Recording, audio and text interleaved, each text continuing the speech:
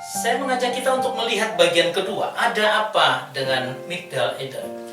Migdal Eder adalah menara pengembalaan, di mana the birthplace of the king. Ya, artinya bahwa ini akan menjadi tempat daripada lahirnya seorang raja.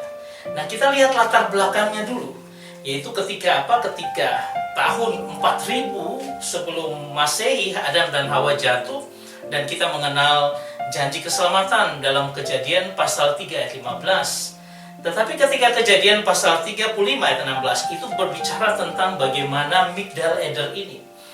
Ayat 16 dikatakan, sesudah itu berangkatlah mereka dari Betel, dan ketika mereka tidak berapa jauh dari Efratya, bersalinlah Rahel, dan bersalinnya itu sangat sukar. Ini bicara tentang Yakub dan Rahel. Sedang ia sangat sukar bersalin, berkatalah bidan kepadanya, jangan takut, sekali ini pun anak laki-laki yang kau dapat. Dan ketika ia hendak mengembuskan napasnya, sebab ia mati, kemudian diberikan nama Ben-Oni kepada anak itu, tetapi ayahnya menamainya Benyamin. Demikianlah Rahel mati dan ia dikuburkan di sisi jalan ke Efratya, yaitu Bethlehem. Yakub mendirikan tugu di atas kuburnya. Itulah tugu kubur Rahel sampai sekarang. Sesudah itu berangkatlah Israel, lalu ia memasang kemahnya di seberangan Migdal Eder.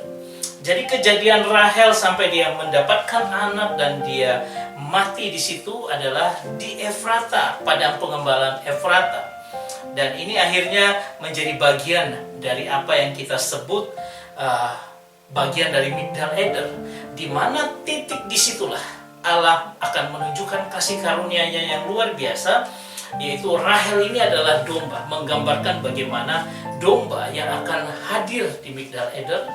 Kemudian dia bersalin di sini, artinya ada seorang yang akan melahirkan di sini di masa depan di Migdal Eder, dan nama anak itu Ben-Oni, anak kesukaran karena dia susah. Tetapi Yakub menamakan anaknya Benyamin, artinya the son of my right hand, artinya anak dari tangan kananku. Ini anak yang menjadi tangan kananku. Ya, itu dikatakan demikian karena disitulah akan menjadi anak Allah yang akan menyelamatkan seluruh dosa dunia. Dan tahun-tahun penderitaan Yakub akan sirna ketika anak itu dilahirkan di Migdal Eder. Saudara, ini mau menggambarkan sebuah targum yang akhirnya dibuat oleh Targum Yonatan. Ketika bicara tentang ayat ini dikatakan, and Jacob appreciated and spread his tent beyond the tower of Eder, the place from whence it is to be the king Messiah will be revealed at the end of the days. Jadi artinya yang nanti akan datang. Jadi dia menambahkan sebuah frasa di mana dikatakan bahwa the king Messiah, artinya raja Mesias, itu akan dihadirkan pada akhir zaman.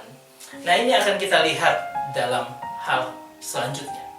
Kita akan melihat pada bagian ketiga, nubuatan di Migdal Eder ini seperti apa. Tuhan memberkati kita semua. Amin.